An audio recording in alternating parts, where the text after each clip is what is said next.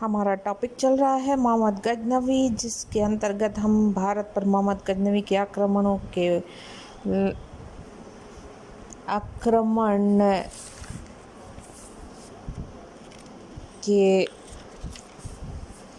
लक्ष्य क्या थे, आक्रमण के कारण क्या थे, वो हम डिस्कस कर चुके। उसके अतिरिक्त हमने भारत पर मोहम्मद गजनवी के आक्रमण को डिस्कस किया था। लास्ट हम 12वां आक्रमण मोहम्मद गजनवी का कर चुके। आज हम करेंगे मोहम्मद गजनवी का भारत पर आक्रमण को लेकर 13वां आक्रमण। महमूद के आक्रमण के समय कनौज के राज्यपाल ने जिस प्रकार का कार्यतापूर्ण आचरण किया था, उसके कारण कई हिंदू शासक उससे नाराज़ हो गए और उससे राज्यपाल पर आक्रमण कर दिया और उसे परास्त कर के मार डाला। जब महमूद को इसकी जानकारी मिली तो उसने चंदेलों पर आक्रमण करने का निश्चय कर लिया और 1020 ईस्वी में वह गजनी से चल पड़ा। इस बार भी त्रिलोचन पाल ने उससे डटकर लोहा लिया, परंतु हमेशा की भांति परास्त हुआ। इस पराजय के कुछ दिनों बाद ही त्रिलोचन पाल की मृत्यु हो गई। उसकी मृत्यु के साथ ही हिंदूशाही राज्य का भी अंत हो गया। इतिहास में हिंदूशाही राज्य का नाम स्वर्ण अक्षरों में अंकित रहेगा। जयपाल से लेकर त्रिलोचन पाल तक के शासकों ने बार बार की पराजयों के उपरांत भी देश की सुरक्षा के लिए हर बार तुर्कों को रोकने का प्रयास किया था। इसके बाद महमूद प्रतिहारों की नई राजनीति बारी की तरफ बढ़ा, जहां इस समय राज्यपाल के लड़के त्रिलोचन पाल का शासन था। महमूद के आने की सूचना मिलते ही वह भी अपने पिता की भांति राजधानी छोड़कर जंगलों की तरफ भाग गया। तुर्कों ने बारी के भव्य भवनों को नष्ट किया, काफ़ी लूटपाट की। यहाँ से महमूद चंदेलों की तरफ बढ़ा। चंदेल शासक विद्याधर पहले से ही अपने सीमांत पर सेना सहित मुकाबले के लिए तैयार था, परंतु युद्ध के पूर्व ही रात्रि के अंधेरे में विद्याधर अपनी सेना सहित शिविर छोड़कर भाग गया। महमूद चंदेल शिविर को लूटकर गजनी चला गया, परंतु कुछ इतिहासकारों का कथन है कि विद्याधर भागा नहीं था, अपितु कालिंजर लौट आया था। महमूद ने दुर्ग जीतने के अथक प्रयास किया, परंतु उससे असफलता नहीं मिली और अंत में दोनों पक्षों में संधि हो गई। संधि के अनुसार महमूद ने 300 हाथी और बहुमूल्य उपहार लेकर बिना लूटमार किए गजनी लौट जाने का वचन दिया। 14वां आक्रमण। अपनी पिछले आक्रमणों के समय में महमूद ने पश्चिम तथा मध्य पंजाब को अपने राज्य में मिला लिया था। अब उसने समूचे पंजाब को अपने राज्य में मिलाने का निश्चय किया ताकि भारत के आंतरिक भागों में आक्रमण करने के लिए उसे सुदृढ़ आधार मिल सके। इसी कारण से 1020 ईस्वी में उसने पंजाब पर पुनः आक्रमण किया। इस बार भी उसने लोहगढ़ दुर्ग को जीतने का अथक प्रयास किया, परंतु सफल नहीं हो पाया। गजनी लौटने के पूर्व वो पंजाब से सुव्यवस्थित शासन की स्थापना कर गया। 15वां आक्रमण 1022 ईस्वी में उसने पुनः चंदेलों पर आक्रमण किया। मार्ग में उसने चंदेलों के मित्र ग्वालियर पर आक्रमण किया। ग्वालियर के राजा कीर्तिराव ने धन देकर महमूद से संधि कर ली। इसके बाद महमूद ने कालिंजर दुर्ग का घेरा डाला। विद्याधर ने डटकर मुकाबला किया। उधर महमूद को गजनी लौटने का जल्दी थी, अतः दोनों पक्षों में समझौता हो गया। विद्याधर को पुनः हाथी तथा बहुमूल्य उपहार देने पड़े, परंतु डॉक्टर गांगुली का मत है कि महमूद यह अभियान सफल नहीं रहा। वह साधारण उपहारों से संतुष्ट होकर गजनी लौट गया। 16वां आक्रमण 1023। महमूद ट्रांसऑक्सियन में व्यस्त रहा। वह भारत पर आक्रमण नहीं कर पाया, परंतु 1024 ईस्वी में उसने भारत के सुप्रसिद्ध सोमनाथ के मंदिर पर आक्रमण करने के लिए गजनी से प्रस्थान किया। काठियावाड़ में समुद्र के किनारे स्थित इस मंदिर में विशाल शिवलिंग प्रतिष्ठित था और भारत के कोने कोने से श्रद्धालु लोग सोमनाथ के दर्शन के लिए आते थे। मुस्लिम इतिहासकारों ने भी सोमनाथ की कलात्मक भव्यता तथा आर्थिक संपन्नता का उल्लेख किया है। ऐसा कहा जाता है कि सोमनाथ के पुजारियों ने यह बात फैला दी कि महमूद उत्तरी भारत के मंदिरों तथा देव प्रतिमा को नष्ट करने में इसलिए सफल रहा क्योंकि उन्होंने सोमनाथ की सहानुभूति को खो दिया था। जब महमूद को इसकी जानकारी मिली तो उसने शिवलिंग को खंडित करने का निश्चय कर लिया। मंदिर की विपुल धन संपदा उसके आक्रमण का मुख्य कारण थी। एक विशाल सेना के साथ महमूद ने गजनी से प्रस्थान किया। इसके पहले उसने इतनी बड़ी सेना का संचालन कभी नहीं किया था। गजनी से वो मुल्तान आया। मुल्तान से राजस्थान के विशाल मरुस्थल को पार कर काठियावाड़ जाने का निश्चय किया। उसके मार्ग की कठिनाइयों को ध्यान में रखकर पर्याप्त मात्रा में रसद, पानी, घास, दाने की व्यवस्था की। जैसलमेर राज्य से लुधरवा नामक स्थान पर महमूद को हिंदुओं के जोरदार आक्रमण का सामना करना पड़ा। हिंदू परास्त होकर भाग खड़े हुए। जनवरी 1025 ईस्वी में वह अनिलवाड़ जा पहुंचा।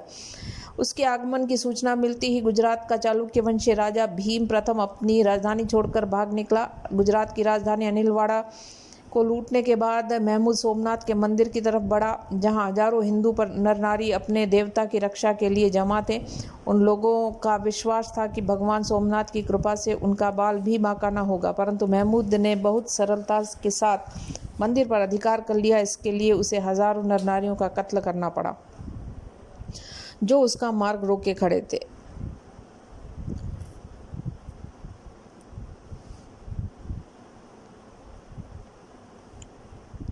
अंतिम आक्रमण महमूद जाटों के आक्रमण को नहीं भुला सका और 1027 ईस्वी में उसने जाटों तथा खोखरों के विरुद्ध अभियान किया। जाटों ने बहादुरी के साथ महमूद का सामना किया, परंतु वे अनुभवी तुर्क सेना के सामने टिक नहीं सके। महमूद के बर्बरता के साथ उनका दमन किया, उनकी बस्तियों को जला दिया, हजारों को कत्ल कर दिया गया एवं हजारों को बंदी बनाकर गजनी ले जाया गया, दासों के रूप में बेच दिया। यह महमूद का अंतिम आक्रमण रहा। 3 वर्ष बाद 1030 ईस्वी में उसकी मृत्यु हो गई।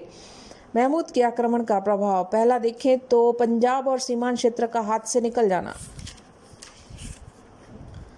महमूद के आक्रमणों के फलस्वरूप भारत को उसने अपने उत्तर पश्चिमी सीमांत क्षेत्र पंजाब, सिंध और मुल्तान के प्रदेशों से हाथ धोना पड़ा। उपयुक्त सभी क्षेत्रों को महमूद ने गजनी साम्राज्य में मिला लिया और यहाँ की शासन व्यवस्था के लिए अपने अधिकारियों को नियुक्त किया। धीरे धीरे इन क्षेत्रों में तुर्क लोगों ने अपनी बस्तियां भी बसा ली।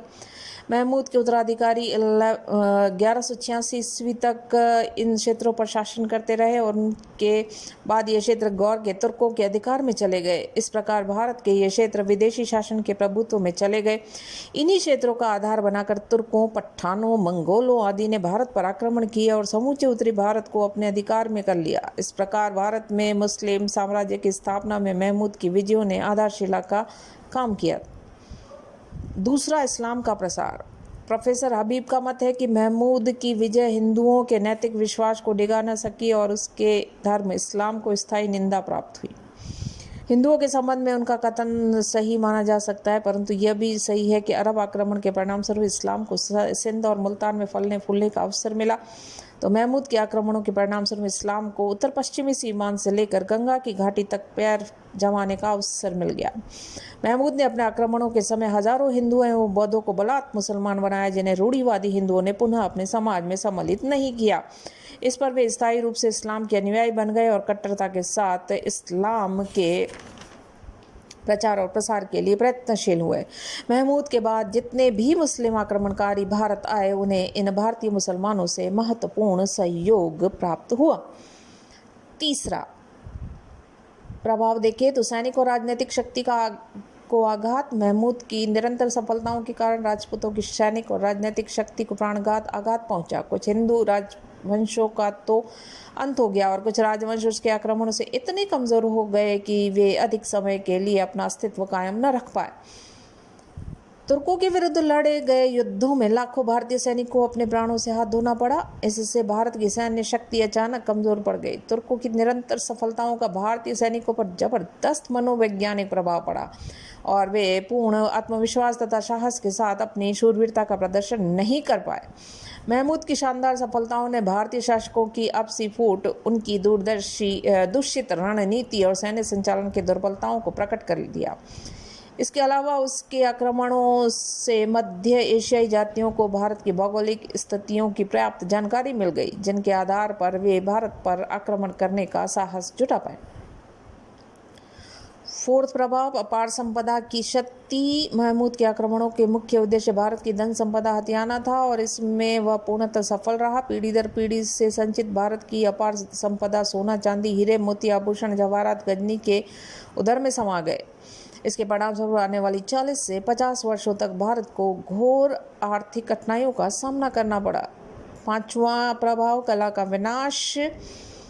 धन लिप्सा और धार्मिक उन्माद के वशीभूत होकर महमूद ने भारत के अनेक भव्य मंदिरों को भूमिसात किया, मूर्तियों को तोड़ा, भव्य भवनों को विध्वंस किया। मथुरा, थानेश्वर, कनौज, नगरकोट, सोमनाथ मंदिरों को इतने भव्य एवं कलात्मक थे कि मुस्लिम इतिहासकारों ने भी उनके कलात्मक सौंदर्य की प्रशंसा की थी। उसके आक्रमणों के परिणाम स्वरूप भारत न केवल अपनी श्रेष्ठ कलाकृतियों से वंचित हो गया, अपितु कला की भावी प्रगति को भी जबरदस्त आघात लगा। अपनी राजधानी गजनी को भव्य भवनों से सजाने की दृष्टि से वह भारत के अनेक कुशल शिल्पकारों को बलपूर्वक पकड़कर गजनी ले गया, जिससे भारत को उनकी सेवाओं से वंचित होना पड़ा। 6 प्रभाव, भावी आक्रमणों का मार्ग उन्मुक्त करना। महमूद के आक्रमणों ने भावी आक्रांताओं के लिए भारत का मार्ग उन्मुक्त कर दिया। उसके आक्रमणों ने सिद्ध कर दिया कि उत्तर पश्चिमी मार्ग से भारत के भीतरी भागों तक आसानी के साथ धावा मारा जा सकता है। अरबों ने जिस मार्ग से भारत में प्रवेश किया था वह काफ़ी कष्टप्रद था। महमूद के बाद और यूरोपीय शक्तियों के पहले भारत पर जितने भी देशी आक्रमण हुए वे सभी इसी मार्ग से हुए। गजनी साम्राज्य पर भी महमूद के आक्रमणों का जबरदस्त प्रभाव पड़ा। भारत की धन संपदा से गजनी में अनेक भव्य भवन बनवाए गए, पुस्तकालय स्थापित हुए, मुस्लिम विद्वानों को आश्रय प्रदान हुआ। फलस्वरूप गजनी इस्लामी जगत का भव्य नगर तथा बौद्धिक केंद्र बना। भारतीय धन के बल पर महमूद एक शक्तिशाली सेना रखने में समर्थ हुआ और अपनी सैन्य शक्ति के द्वारा उसने न केवल अपने मध्य एशियाई साम्राज्य का विकास ही किया, अपितु उसे सुरक्षित एवं संगठित रखने में भी उसने सफलता अर्जित की। महमूद को भारत में सफलता मिली, उस सफलता के पीछे कारण क्या थे? महमूद की सफलता और विजय के कारण पहला देखें तो भारतीय शासकों की आपसी फूट। सर्वप्रथम कारण भारत की तत्कालीन राजनीतिक अवस्था भी थी, जो महमूद के अनुकूल रही। भारत में एक केंद्रीय सत्ता का अभाव था और समूचा देश अनेक राज्यों में विभाजित, जिन पर विविध राजवंशों के राजाओं का शासन था। भारतीय शासकों में राजनीतिक मतभेद, वैमनस्य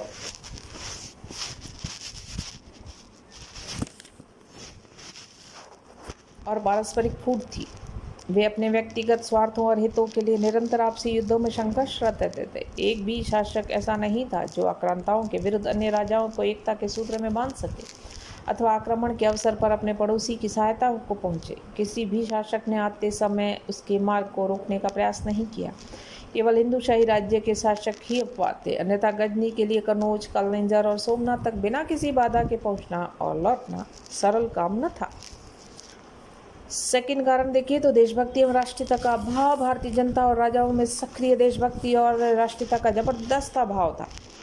शत्रु का मिलजुल कर सामना करने की भावना ही न थी। शासक तो इतने कायर निकले कि महमूद के आने की सूचना मिलते ही अपनी राजधानियों को छोड़कर जंगलों में भाग गए। ऐसी स्थिति में महमूद को बिना किसी विशेष प्रतिरोध के आसानी से सफलता मिल जाती थी, जिससे उसका आत्मविश्वास बढ़ता चला जाता था। लूटमार में प्राप्त धन संपदा ने मुस्लिम सैनिकों का मनोबल काफ़ी बढ़ा दिया। इसके विपरीत निरंतर पराजयों ने हिंदू सैनिकों और जनता का नैतिक मनोबल पस्त कर दिया। स्पष्ट है, देशभक्ति और राष्ट्रीयता के अभाव ने महमूद को सफल बनाने में योग दिया। तीसरा कारण देखें तो महमूद का श्रेष्ठ नेतृत्व और सैन्य संचालन। महमूद की सफलता का एक मुख्य कारण उसका योग्य नेतृत्व, कुशल सैन्य संचालन तथा उत्तम रणनीति थी। उसकी सेना सुसंगठित थी और महमूद में अवसर के अनुकूल सेना को संचालित करने की अद्भुत प्रतिभा थी। वह शत्रु पक्ष की दुर्बलताओं को शीघ्र भांप लेता था। वह चुने हुए शेष सैनिकों का एक दस्ता हमेशा सुरक्षित रखता था और निर्णायक समय पर उसका उपयोग करके युद्ध का नक्शा ही बदल देता था। प्रतिकूल अवसरों पर वह स्वयं अपार पराक्रम का प्रदर्शन कर अपने सैनिकों का मनोबल कायम रखता था। इसके विपरीत हिंदू राजाओं का सैन्य संगठन सामंती ढांचों पर टिका हुआ था। उनकी रणनीति काफ़ी पिछड़ी हुई थी और भारतीय सैनिकों में राजा के अदृश्य होते ही युद्ध क्षेत्र से भाग निकलने की प्रवृत्ति थी। तुर्क सेना की श्रेष्ठता। महमूद की सफलता का कारण उसके सैनिकों की श्रेष्ठता थी। उसकी सेना में मध्य एशिया के युद्धप्रिय जातियाँ अरब, तुर्क, अफगान आदि के लोग सम्मिलित थे। इन सैनिकों को जहाँ तक एक तरफ भारत की धन संपदा आकर्षित करती थी तो दूसरी ओर इस्लाम के प्रचार का पुण्य काम करने को उत्साहित करता रहता था। इसके अलावा सभी सैनिक इस सत्य से सुपरिचित थे कि पराजय की स्थिति में जीवित स्वदेश पहुँच पाना एक दुष्कर काम था। यही कारण है कि वे हमेशा प्राण हथेली पर रखकर युद्ध लड़ते थे। जहाँ तक निशानेबाजी और अश्व संचालन का सवाल है, तुर्क सैनिक भारतीयों की तुलना में काफ़ी आगे थे और हिंदू सैनिकों के पास प्रेरणादायक तत्वों का अभाव था। पांचवा कारण विजय का गुप्तचर व्यवस्था। महमूद की सफलता का कारण उसकी सुसंगठित एवं सक्रिय गुप्तचर व्यवस्था थी। उसके गुप्तचर भारतीय राजाओं की सैनिक तैयारियों के बारे में उसे नियमित रूप से सूचना पहुंचाते रहते थे। गजनी से संबंधित भारतीय राज्य की सीमा तक जाने वाले मार्गों तथा भौगोलिक स्थिति का सही विवरण भी भेजा करते थे। परिणाम स्वरूप महमूद पहले से ही पूरी तैयारी के साथ प्रस्थान करता था और भारतीय राजाओं की तंद्रा तब टूटती थी जब वह उनकी सीमा में प्रवेश कर चुका होता। सोमनाथ पर आक्रमण के समय मरुस्थल को पार करते समय 30,000 ऊँटों पर रसद और पानी की पर्याप्त व्यवस्था सिद्ध करती है कि महमूद अपनी तैयारी के प्रति कितना सजग रहता था। स्वयं का व्यक्तित्व। अंतिम कारण। उसकी शानदार सफलताओं का एक मुख्य कारण उसका स्वयं का व्यक्तित्व भी था। वह एक जन्मजात सैनिक और सेनानायक था। उसमें कुशल नेतृत्व, सैन्य संचालन के सभी गुण विद्यमान थे। एक सैनिक के रूप में उसमें पराक्रम, शूरवीरता, उत्साह की कमी थी। उसमें गजब का आत्मविश्वास था और प्रतिकूल परिस्थितियों में मानसिक संतुलन को कायम रखने की अपूर्व क्षमता। उसके इन्हीं गुणों के कारण उसके सैनिक उसमें अटूट विश्वास रखते थे और उसके संकेत मात्र पर प्राण न्यौछावर करने को हमेशा तैयार रहते थे।